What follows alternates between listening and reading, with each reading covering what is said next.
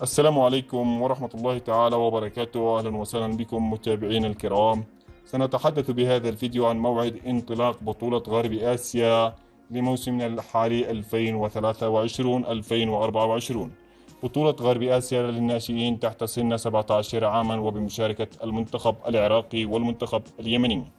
قبل البداية فضلا وليس أمرا لا تنسونا من الإعجاب بالفيديو. إذا كنت زائر جديد على القناة من أن تشترك وتفعل الجرس والإشعارات ليصلك كل جديد.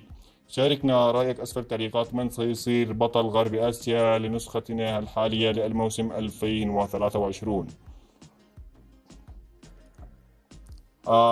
موعد انطلاق بطولة غرب آسيا للمنتخبات الناشئين عاجل ورسمي. اتحاد غرب آسيا يقرر إقامة بطولة غرب آسيا للناشئين مواليد 2008 في بداية شهر سبتمبر، وهو شهر أيلول 2023، والتي من المقرر إقامتها في سلطنة عمان الشقيقة، ومنتخبنا الوطني يشارك فيها في هذه البطولة.